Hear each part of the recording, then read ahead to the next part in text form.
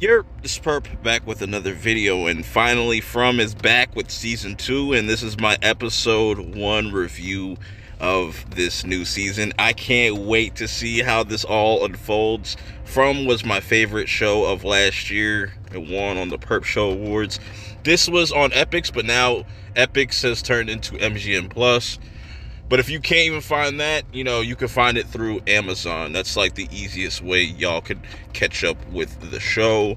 But yeah, they dropped this at midnight, and I cannot be more excited, man. I'm just thrilled.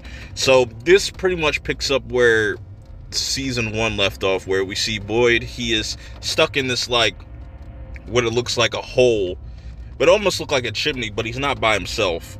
He's able to kind of get out, but he's met with this guy that's like this old guy that's just been sitting there, and he asks Boyd to shoot him. That's pretty much how the episode ends. But where everybody else is at is very interesting. We have a bus showing up, a bus full of people, and you had this one new character that goes by the name of Elgin. He pretty much starts to freak out as soon as he wakes up from whatever dream he's having, and he's saying, we shouldn't be here, we need to turn around now. And he also suffers from having seizures similar to like Ethan. So I think that Elgin and Ethan are going to be good friends, or they're going to work together at some point in the season. But everybody else kind of has to get on board. So with the tower kind of collapsing and whatnot, Jade's kind of scrambling and trying to get all the electronics in the house while they have people pulling up. So somebody has to be there to pretty much let them know, like, look, this is what's going to happen. You guys got to be aware of this and not be out by this time. And they already know it's going to be a shit show, and Donna's ready for it. And I love that scene. But also, we see in this episode that Jade is continuously seeing visions. He's seeing that symbol again, and he also he still wants to look for Victor because he feels like Victor might know what this symbol is. And I like his little interaction he has with Ethan and how innocent Ethan just comes off, but he's not completely stupid. He mentioned something. I'm drawing a blank on the name of it.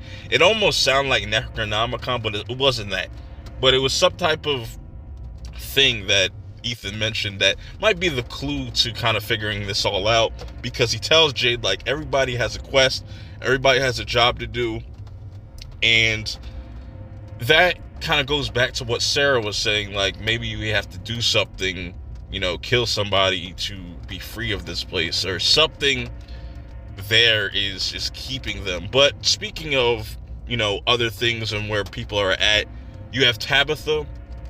She falls through that hole, and Victor's there as well. And Victor's like, yo, follow me, because the boy in white told me to go through here. And this is where all the monsters sleep. And bro, when I tell you I was on edge, because it's so claustrophobic and you just see them sleeping.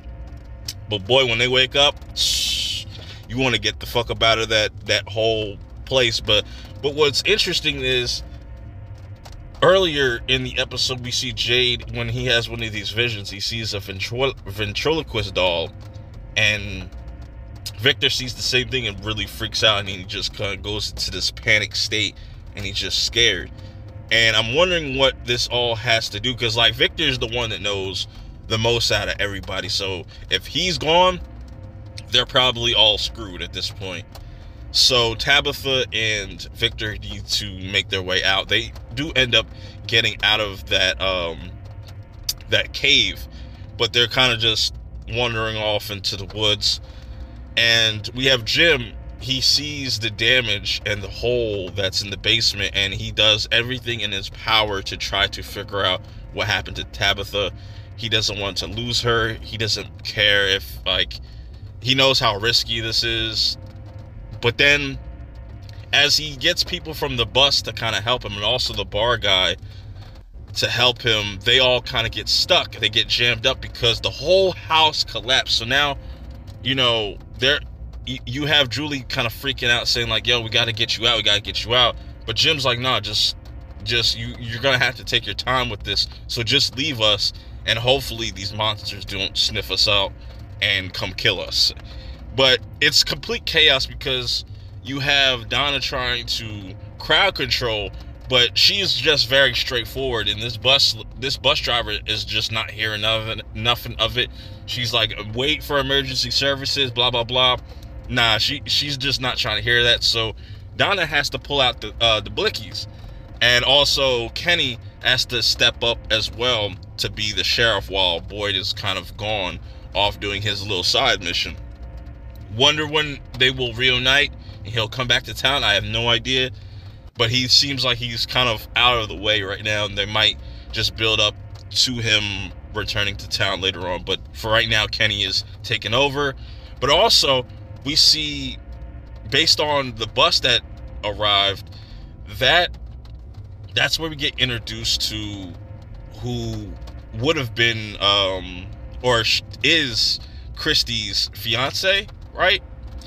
So that's going to be interesting. Just the look on Kenny's face when he saw those two reunite, his heart was broken. I felt him. I was like, yo, you almost had it, but damn. But I just don't think that Christy's fiance, she's not going to last that long. I don't think she's going to survive past this season. It's interesting how they show a lot of these new characters, and they definitely show who's going to be killed by monsters and stuff. And I really like this episode. Even though we didn't get anybody killed or anything, nobody lost their lives, they are building up towards that, and I appreciate it. This is just kind of, you know, getting back to where we left off with season 1, just catching up with where everybody's at, and things are going to get really messy, I feel like, and the mystery is going to get even deeper. But if you have seen this, let me know your thoughts and your feelings about it in the comments below.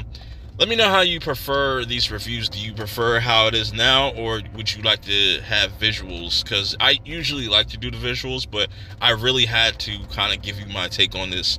I've been excited. I've been anticipating this show to come back, and all I can hope for is they don't disappoint with this second season. It doesn't look like it, but we'll have to wait and see. I wish they would have gave us a second episode, but that's just my quick take on episode 1 of season 2. I can't wait to dive into more of this. I'll see y'all in the next video. Peace.